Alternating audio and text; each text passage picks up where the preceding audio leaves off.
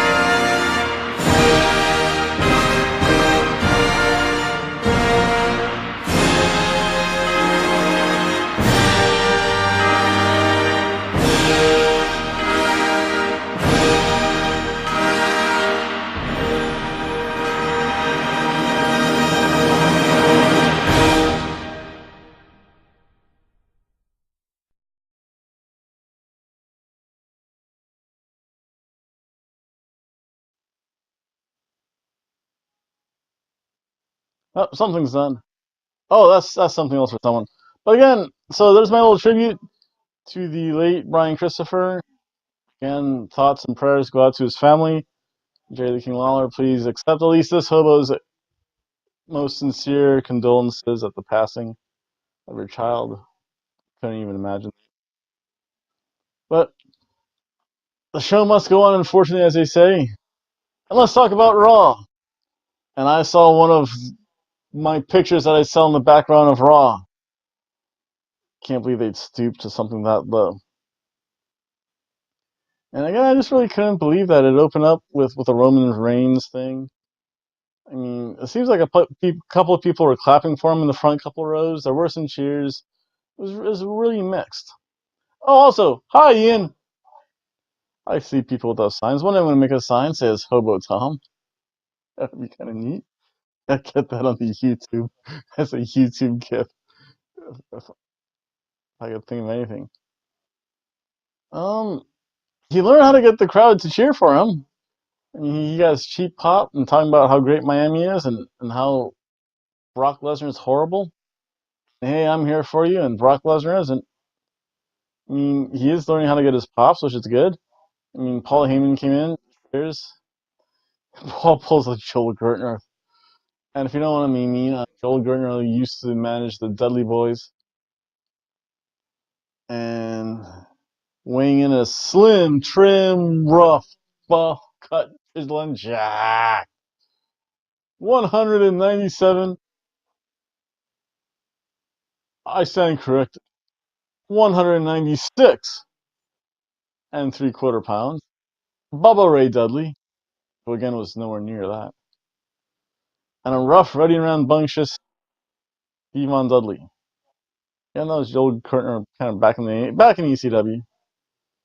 Um, yeah, that was good. Again, I'm kind of happy that they're not showing this every week. If I had to hear it every week, it would get old. But I do hope Paul Heyman realizes that the UFC is real, and Brock Lesnar might not leave with both balls. Oh yes, hello, Lisa Lindsay. I got that name right. And hi, David.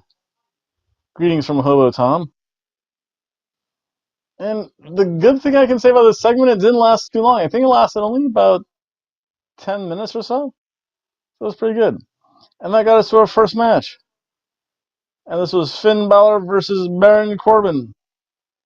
And you know it's serious when Baron Corbin's vest comes off. This was actually a pretty fun match. In fact, if it's a fun match and I feel good, it's a cheeseburger quality match. Again, very hard to screw up a cheeseburger. Very hard that either of them could have done. I mean, it's kind of a tale of two matches. You have Finn Balor getting the early advantage. Then they cut to commercial. Commercials still kill the program. It just makes it seem long. I think in the commercial, I was playing with my kitty cat. Or tried to, because she wandered into the garage and I kind of closed the door on her for about 10 minutes. I was wondering where my kitty cat was. Did I leave her in the garage? Where I took my shower? Don't ask me why I shower in the garage. It's a whole other day. But again, it was a fun match. It was really a tale of two matches. Finn, again, being very quick. He starts off very fast. Baron Corbin, again, much more slower, methodical, more powerful wrestler. Again, once you start to incorporate that idea of you have a clash of styles, it just makes it fun. It makes a really easy story to tell. You don't have to do anything complex. You don't have to have fake injuries. It's like, hey, this is a speedy, fast guy. This is a big bruiser guy. And you have the speed of Finn versus the heightened power of Baron. And I hate to say it, but Finn should never try and put Baron Corbin in a headlock again, or a side headlock, because he was standing up on his tippy toes trying it, and that doesn't work. Oh yes, there was a Michael sign. King Ross. We're not worthy. We're not worthy. We're not worthy. Again, the great King Ross Twiddell, from formerly at WCPW, now at Cultaholic. Again, if I see a sign in the audience, I like to shout out to people. They deserve it. Also, I think there was either Hulk Hogan or a fake Hulk Hogan in the crowd, only because you could see the long blonde hair and the Fu Manchu, and he had about the right size arms and shoulders, but there were tattoos on him, so I don't know if that was just a light thing. I think when I saw it, he was kind of like leaving the area or something. I could be mistaken, or it could be a fake one. Again, one of my my next show, I'll show, I'm gonna dedicate a picture to Pam, who's a subscriber. You had the fake Macho Man there. Again, this was a fun match. I mean, it was a good long match. I mean, the fans seems to get restless. Again, Sting was there on his cell phone, some kind of cell phone mask. I mean, Baron was no selling body punches, and eventually Baron Corbin won. Again, it was a good match. It was a cheeseburger match. Then you had Mr. Angle and Mr. Heyman promo. Oh yes, and happy birthday to Josh or Justin, I think. Saw that post from the crowd. Again, happy birthday, Josh or Justin in Miami. Then you had Natalia versus Alicia Fox. And actually, there was an Alicia Fox promo with Alexa Bliss, and you never realize how tall Alicia Fox is. Oh, a very quick programming note: I may or may not get to the Raw in Jacksonville. It's probably pretty unlikely, but I know it's only about 30 minutes away from Ponte Vedra Beach, which is Alicia Fox's hometown. I think it's about an hour away from me, maybe an hour, 15 minutes. It's just weird. When that nice little very happy weird though. It's always good. And then, so this led up to the match between Natalia and Alicia Fox. This was okay. It seemed really, what the, it's a ham sandwich. You know, ham sandwiches are okay, but you can have a ham sandwich any day of the week. And I think the only reason I gave it a ham sandwich match is because it was really botchy. I mean, it started pretty good. It was fast rope running, semi-botchy though. A lot of missed spots, just like Alicia Fox. I think coming back from an injury, or she just haven't been on TV in a while. And it kind of has that little ring rust there.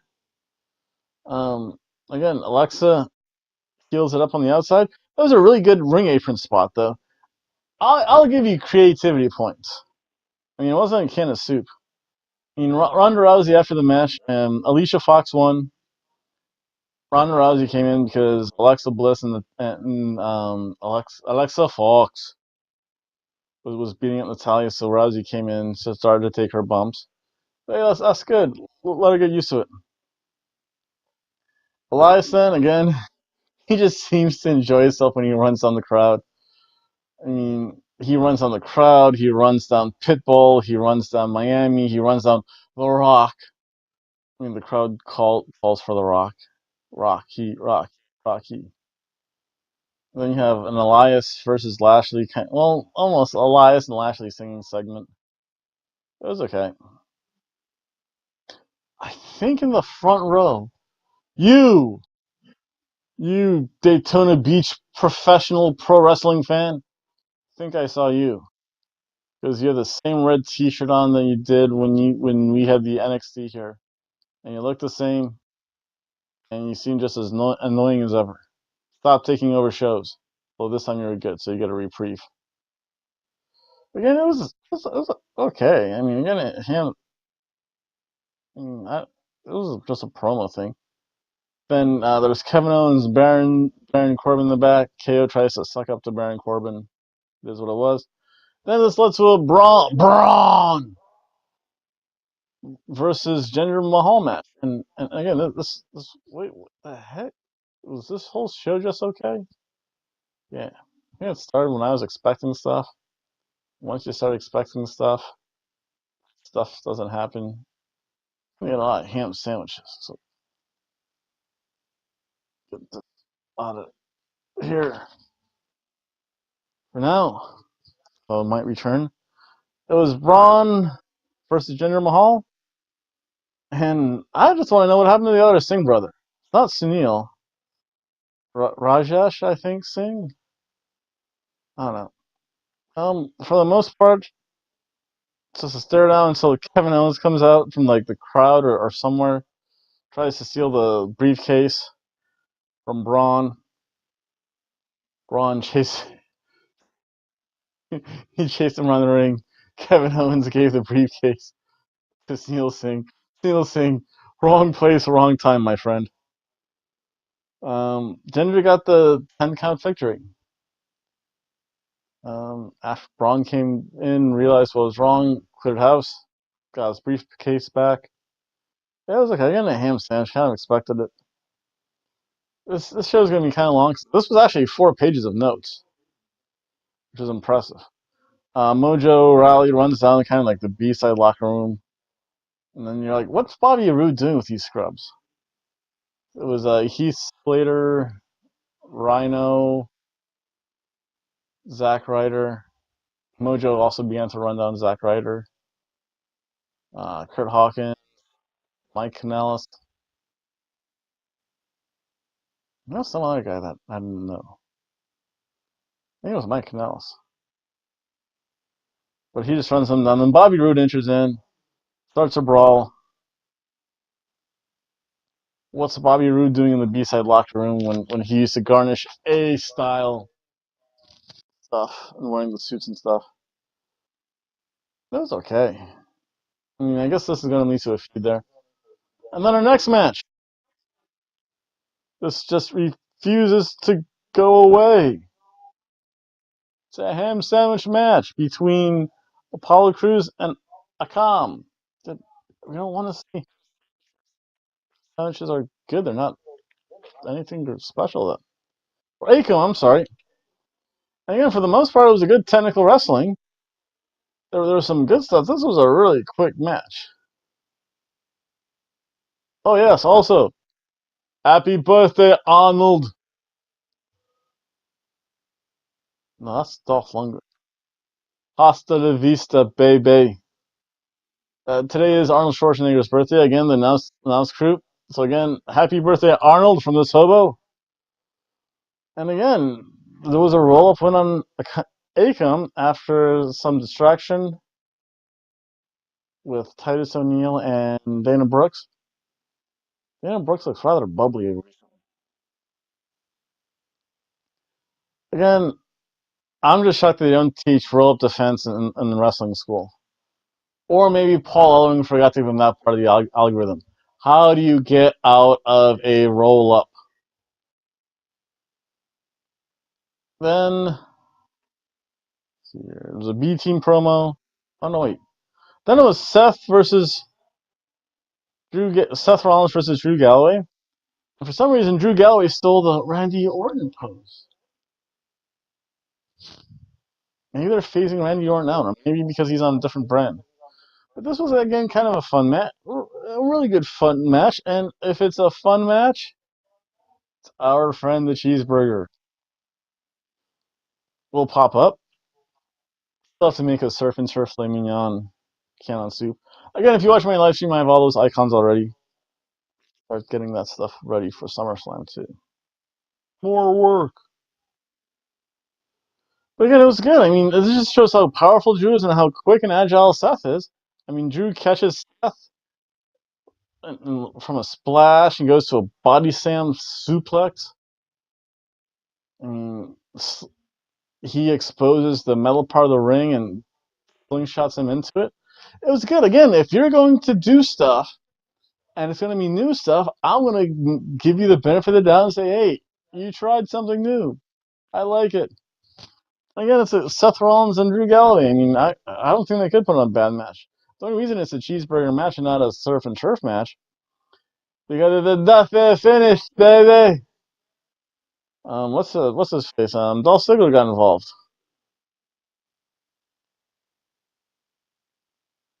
And also, I walk with Nick Jr., whatever that means. I think at Miami, I think they did host some Nick Jr. shows. I forget if Double Dare was. That's nearly her or not. For now. Again, Drew Galloway uses this like semi-muscle buster off the second rope, but Seth kicked out. That was a shock. Again, it was a cheeseburger match. It was good fun. Seth picks up the DQ win, chases Ziggler out. Drew's in the ring, then Seth hightails it out of there. Again, you don't want to be there for a 2-on-1 too long.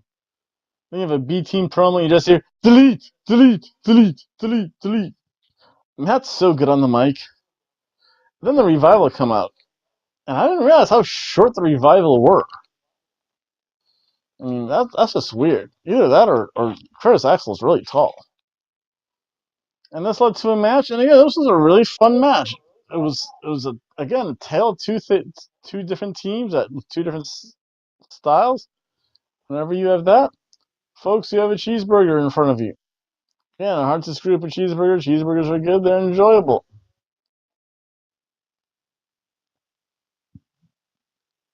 So the show did pick up a little bit. I mean, the B team. I think the reason this was a cheeseburger match is the B team was so interactive and so much fun on the mic and commentary.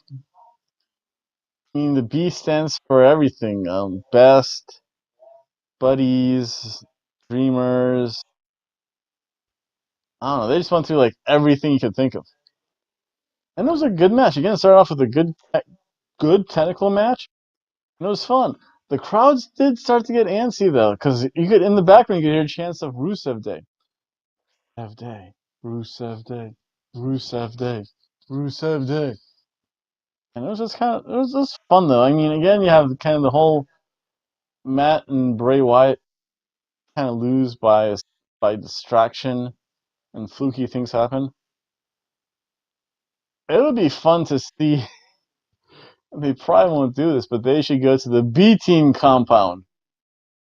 That would be interesting. Then you have the Riot Squad versus Banks and Bailey, the boss and Hugs or whatever they are. But again, this was fun. I mean, Liv Morgan. The Riot Squad was composed of Liv Morgan and Sarah Logan. So, again, the only good thing about when my girlfriend's on here, I can say things like Sasha Banks started to wax again. Down there. Those trunks are pretty low. On the opposite end, Sarah Logan, her face paint was terrible because it gave her a little skull patch right here. Not a good look for a woman. If you see a woman with a bigger soul patch than you as a man, no bueno. Not good. Again, Sarah Logan still needs to time her ring entrance. She kind of jumps the gun too much. Again, the face paint looks like a soul patch. Just weird. And not the good weird. But overall, this match was fun. I mean, it was what it expected. And if you're expecting something good, you get something good. Another cheeseburger. And it was fun. I mean, I'll pose this question. Who should be the women's first tag team champions? I think the last time they had a women tag team champions, I want to say it was the Jumping Bomb Angels. And I'll try to put a picture of them up next week when I ask this question again, or take answers from it. But they're going to push Banks and Bailey, now that they've made up, be champions, although I think it would still look better on the Iconics. Maybe even the Riot Squad for a while. At least they have something to do. That would be fun. Again, there was a good action by both teams, back and forth, distractions, tag team action, double teams. Again, hard to complain. That's why I got a cheeseburger rating. Then we get to the very end, and I kind of like face out a little bit because those are just gonna be promos. Again, my second question for the YouTube viewers: is Brock eventually going to ditch Paul Heyman? I think he is, but that's neither here nor there. Paul Heyman comes out again. Kurt Angle comes out, starts running down Brock Lesnar. Says he's no champion. He's going to strip him the belt. or say how terrible a champ he is. I don't think he said strip him with the belt this time. Paul Heyman came out to ECW chants for the final segment. Then he said, Kurt says, like, I told you I'm gonna fire you, and then you're na na na na na na na na. Hey, goodbye. And then that prompted Brock Lesnar to come out, gave Kurt Angle an F5.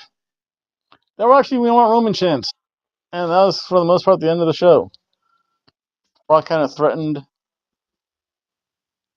Paul Heyman a little bit, but then a shock on the USA Network was a half-hour episode of The Miz and Mrs. This was amazing. They actually seem like they're having fun. I won't recap the whole thing because that would take too long. That would be a fun thing to do with my girlfriend, I think, because Mike Mazzano and Maurice Mazzano, I guess that's her real name, and I guess she would take his last name. I guess I'm making some assumptions, but let's just say Miz and Mike and Maurice. They're funny. This show's not depressing. I mean, Total Bellas, you watch that, you're just depressed. John Cena has all these rules in his house. Uh, Daniel Bryan is on the verge of depression because he can't wrestle. The Bellas are just all depressed because, well, at least the one is because Cena broke up with her, and it's all depressing. And again, there's not as much drama as there is on Total Divas. It was fun, it was lighthearted, and it seemed more real and genuine. And they had their own little segments, but it seemed real. The illusion went away. It's like these are real people. Maurice wants to travel in a jet to her house. Who wouldn't want to travel in their own private jet? Mike's like, that's not happening. He sounded like the typical husband. I mean, they just went through really kind of basic everyday things, like a married couple go through. Wife wants this, the husband says, "Sweetie, it's not in our budget." And they're just really cute, adorable. It was fun. I laughed. I mean, again, Maurice is pregnant, and that's kind of serious, but it comes off in such a happy, joyous moment where you have to laugh, smile, and feel good for them. So thumbs up to you two. Again, Craig, congratulations on everything, and thank you for putting on a good TV show. Again, please like, share, comment, and subscribe. SMG Martin, because you chatted with me a lot, you're going to get the 6 count.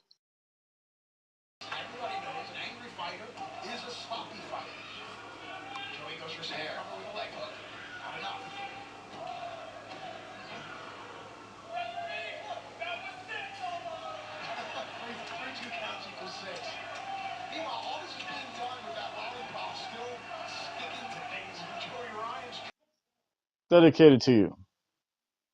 Yes. And please like, share, comment, subscribe. Also, you can leave an email at hoboandgirlfriend@gmail.com. I'd like to thank everyone for watching. Tomorrow I'll make my SmackDown. And I think, do I have to add anything else to that? Oh, for Pam, yes, going to see what the Macho Man looks like. He's been raised up from the grave. Yeah, that's kind of morbid considering what happened. But that was kind of neat. Again, a little picture I took. So again, I'd like to thank everyone. You guys, bye.